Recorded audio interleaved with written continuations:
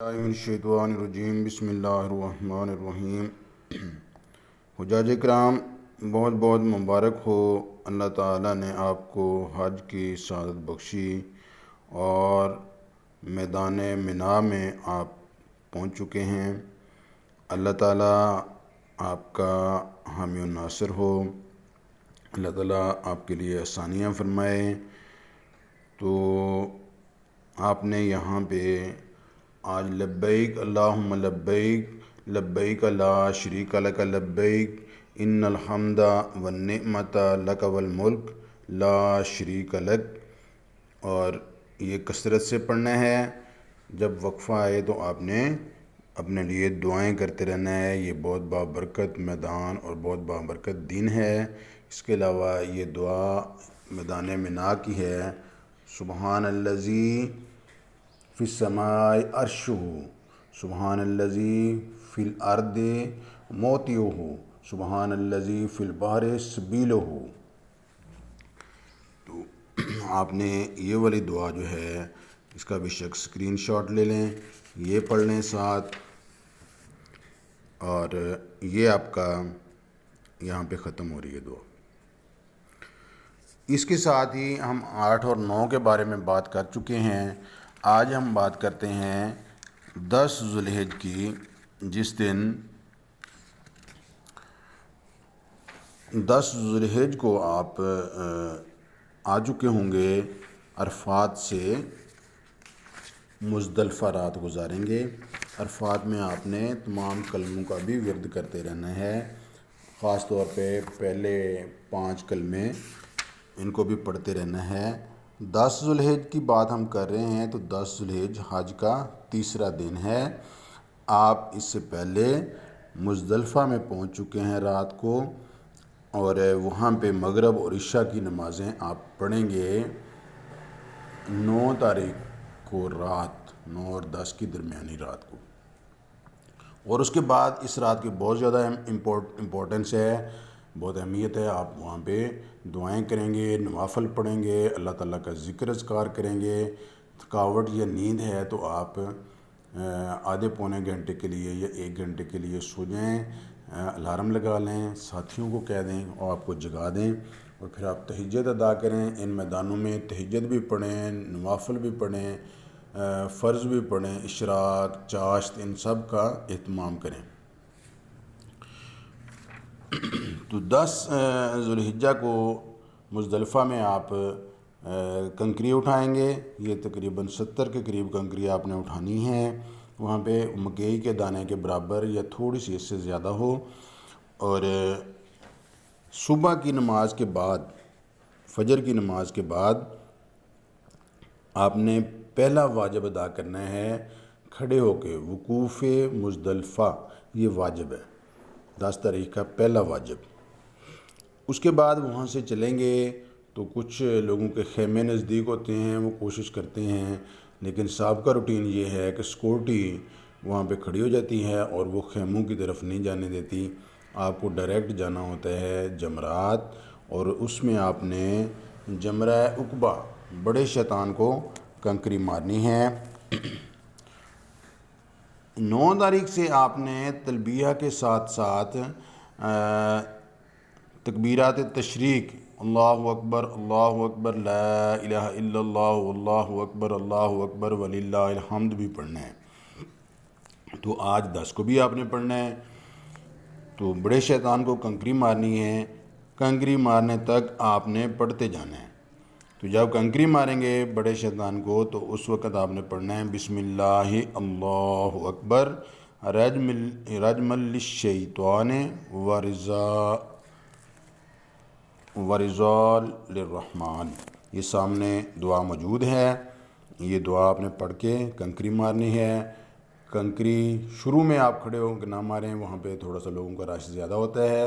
Centre میں تھوڑا سا درمیان میں چلے جائیں، یا تھوڑا سا آگے اگلے کونے پہ چلے جائیں، یا دوسری طرف دیکھیں، جس جگہ پہ درمیان میں اور آخر میں دونوں طرف جس جگہ رش کم ہے وہاں پہ پہنچ کے آپ نے کنکری ترچھی مارنی ہے۔ سیدھی ماریں گے تو وہ درمیان، انہوں نے ساتھ جو ہے اس میں اوٹا یا دیوار کی ہوئی ہے، اس میں اگر آگے گرے گی تو وہ نیچے جائے گی جس جگہ پہ حضور پاک صلی اللہ علیہ وآلہ وسلم نے کنکری ماری تھی اور حضرت ابراہیم علیہ السلام نے کنکری ماری تھی، یہ اس جگہ پہ پہنچنی ہے، چاہے آپ پہلے فلور پہ ہیں، دوسرے پہ ہیں، تیسرے میں ہیں۔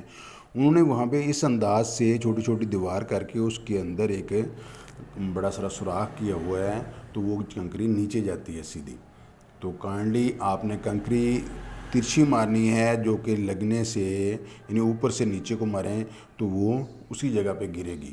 اگر کوئی کنکری آپ کی اس چار دیواری سے، جو چھوٹی سی دیوار کی ہوئی ہے، اس سے باہر آ گئی ہے، وہ آپ کی کنکری کاؤنٹ نہیں ہوگی، وہ آپ نے دوبارہ مارنی ہے۔ دوسری کنکری پہ پھر آپ نے پڑھنا ہے بسم اللہ اللہ اکبر رجم للشیطان ورزال للرحمن، اور دوسری کنکری مارنی ہے، اسی طرح 7 کنکریاں مارنی ہیں۔ تیسرا واجب اس دن ہے قربانی، وہ آپ کو میسج آ چکا ہوگا یا آ جائے گا، یہ آپ کا تیسرا واجب ہے۔ ان کی ترتیب بھی یہی رکھنی ہے۔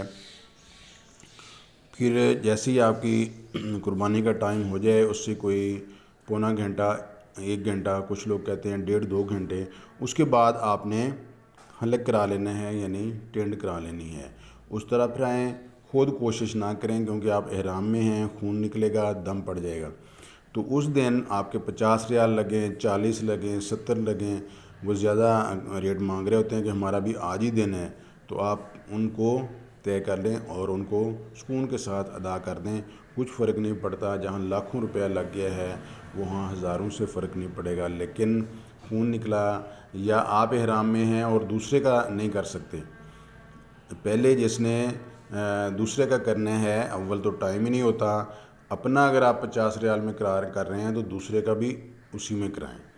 اور یہ احتیاط کرنی ہے، اگر کوئی آدمی دوسرے کا حلق کر رہا ہے تو وہ پہلے اپنا حلق حمام سے کرائے گا، ٹینڈ کرانے کے بعد غسل کرے گا، احرام سے باہر آئے گا، کپڑے پہنے گا، پھر وہ اس کی حاجی کی ٹینڈ کر سکتا ہے، ورنہ نہیں کر سکتا۔ تو ایک تو احرام میں آپ نہیں کر سکتے دوسرے کا حلق، اور دوسرا یہ کہ اس میں اگر بلڈ نکل آیا، خون نکل آیا، تو آپ کو دم دینا پڑے گا۔ اگر نہیں دیتے تو آپ کو گناہ بھی ہوگا اور حج میں بھی نقص رہ جائے گا۔ تو آپ وہاں ثواب لینے کے لیے گئے ہیں، نہ کہ آپ اس میں وہاں بچت کرنے اور اس دن بڑا دل کریں۔ تو یہ جو ہے آپ کا واجب حلق والا، یہ احسن انداز میں ہو جائے گا اگر آپ حلق جو ہے، اور وہ اس طرح پھرائیں وہاں پہ، یہ نہ کہیں میں بعد میں عمرہ کرنا ہے تو اس وقت اس طرح پھرا لوں گا، آج جو ہے میں یہ مشین پھرا لیتا ہوں، مشین وغیرہ نہیں پھرانی، آپ نے اس طرح ہی پھرانا ہے، چاہے بال سر پہ ہوں یا بالکل نہ ہوں۔ اس کے ساتھ ہی آپ نے طواف زیارت کے لیے چلے جانا ہے مکہ مکرمہ۔ جمرات سے مکہ مکرمہ جو ہے وہ نزدیک پڑے گا۔ اگر صبح صبح کا ٹائم ہے اور آپ کو تھکاوٹ ہے، نیند ہے، اور آپ کا خیمہ بھی نزدیک ہے، آپ واپس جانا چاہتے ہیں تو آپ واپس چلے جائیں، لیکن یہ یاد رکھیں کہ آپ کو 1-1.5 کلومیٹر چلنا پڑے گا پیچھے، اور پھر آپ وہاں پہ ریسٹ کر کے جب قربانی کا ٹائم ہو تو اس کے بعد آپ اپنا حلق اور احرام چینج کر کے پھر آپ طواف زیارت کے لیے جائیں گے۔ تو یہ واحد طواف اور صحیح ہے جو کہ آپ عام کپڑوں میں بھی کر رہے ہوتے ہیں، اور اگر کپڑے اویلیبل نہیں ہیں تو آپ اس کو احرام میں بھی کر رہے ہوتے ہیں۔ تو کپڑوں کی اجازت ہے، کپڑے پہن کے آپ کریں گے۔ اگر آپ کے پاس، یہاں سے جاتے ہوئے آپ نے ایک سوٹ اپنے شولڈر کپڑے والے بیگ میں ڈال لینا ہے۔ بڑا بیگ 6-7 کلو والا نہیں لے کے جائیے گا، جو یہاں سے آپ کو بینک نے یا حاجی کیمپ نے دیے ہیں ٹائروں والے، یہ بڑے بیگوں میں شمار ہوتے ہیں۔ وہ وہاں پہ حرم کے جو 7-8 کلو والا آپ جہاز کے اندر لے کے گئے تھے نا، اگر وہ بڑا ہے تو وہ طواف کے دوران آپ کو اندر نہیں جانے دے گی سیکورٹی، وہ کہیں گے پہلے بیگ باہر رکھ کے آئیں اور یا جمع کرا کے آئیں، اور جمع کرانے کی جگہ کا آپ کو پتہ نہیں ہے، ظاہر ہے آپ باہر رکھیں گے تو باہر رکھیں گے، وہاں سے واپسی پہ نہیں ملے گا، جیسے جوتا نہیں ملتا یہ بھی نہیں ملے گا۔ تو کائنڈلی آپ یہ کریں کہ منا سے جاتے ہوئے آپ اپنا جو کپڑے کا چھوٹا سا بیگ ہے جو پیچھے ڈالتے ہیں، کندھے سے ڈالتے ہیں، وہ والا لے کے جائیں، اور بڑا بیگ نہیں لے کے جائیں۔ نہیں ہے آپ کے پاس کپڑے والا، شاپر میں ڈالنا ہے آپ نے، وہاں پہ چیزیں کیا ڈالنی ہیں، 2-3 تو چیزیں ڈالنی ہیں۔ ایک لے کے جائیں گے آپ جائے نماز، سوٹ ہے ایک، اور بسکٹ اور کھجور وغیرہ، چنے ہیں تھوڑے تھوڑے وہ لے جائیں، ضرورت پڑنے پہ مزدلفہ میں آپ کو ضرورت پڑے گی، وہاں پہ کھانا نہیں ہوگا تو صبح ناشتہ بھی نہیں ہوگا، تو وہاں پہ آپ کو اس کی ضرورت پڑے گی۔ اسی طرح آپ نے پانی والی ایک بوتل پاس رکھنی ہے، شاور آپ کے پاس ہو تو وہ آپ نے ساتھ رکھنا ہے، اور ان کو آپ نے جس میدان سے آگے چلنا ہے وہاں سے 2 گھنٹے پہلے اس میں پانی ڈال لینا ہے۔ آپ طواف زیارت کے لیے گئے تو جو طواف ہے یہ آپ کا فرض ہے، اس کے بعد طواف کی جو صحیح ہے یہ واجب ہے۔ اور یہ بھی یاد رکھنا ہے کہ جب آپ نے طواف کیا ہے، آپ کے 7 استلام 7 چکروں میں ایک آپ کا استلام یعنی حجر اسود کے بوسے والا وہ ایک پہلے آپ نے کر لیا، 7 چکروں میں کر لیے۔ نفل پڑھنے کے بعد مقام ابراہیم پہ نفل پڑھنے کے بعد 9واں استلام بھی حجر اسود کے سامنے جا کے کریں گے۔ اس کے 2-3 طریقے ہیں، یا تو آپ وہاں سے تھوڑا سا طواف والوں کے باہر سے حجر اسود کے سامنے چلے جائیں اور وہاں پہ استلام کریں۔ دوسرا طریقہ یہ ہے کہ آپ پورا چکر خالی ایک لگا کے حجر اسود کے سامنے آ کے بسم اللہ اللہ اکبر وللہ الحمد اور ہاتھوں کا بوسہ لے لیں۔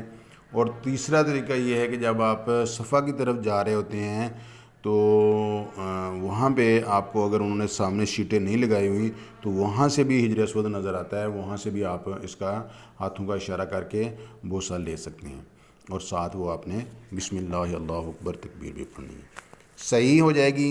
یہ 5واں واجب ہے اس دن کا، اور یہ اس دن کے کام مکمل ہو گئے۔ تھوڑے تھوڑے کام ہیں تو یہ انشاءاللہ 10 محرم کے جو ہیں وہ تھوڑا سا آپ کو چلنا بھی پڑے گا۔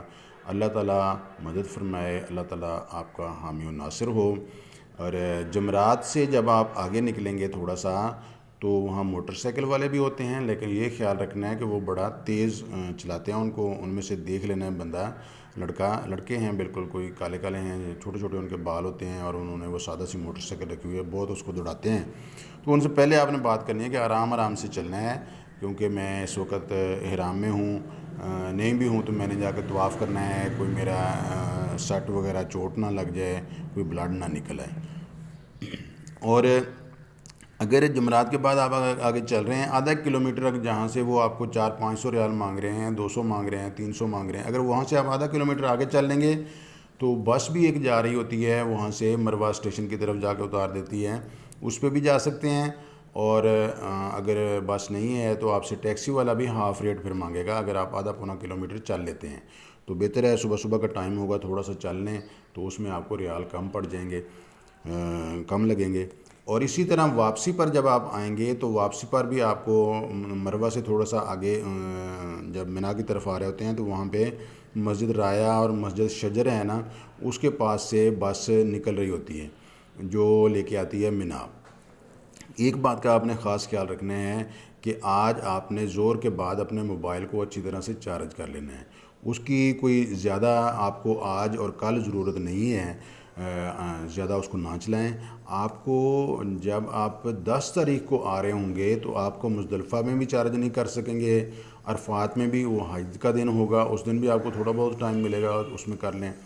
تو 10 تاریخ کو آپ کو ضرورت پڑے گی جب آپ طواف زیارت کر کے واپس آتے ہیں تو اس وقت آپ کو ضرورت پڑے گی کہ آپ کو اگر خیمہ نہیں ٹریس ہو رہا تو آپ نے کیسے آنا ہے۔ تو آج کے دن میں آپ یہ بھی دیکھ لیں آپ کے خیمے کے باہر جو روڈ ہے اس کا نام کیا ہے، اپنی چھوٹی کاپی پہ یا کاغذ پہ لکھ لیں، جو آپ کا پرس ہے اس میں وہ ڈال لیں۔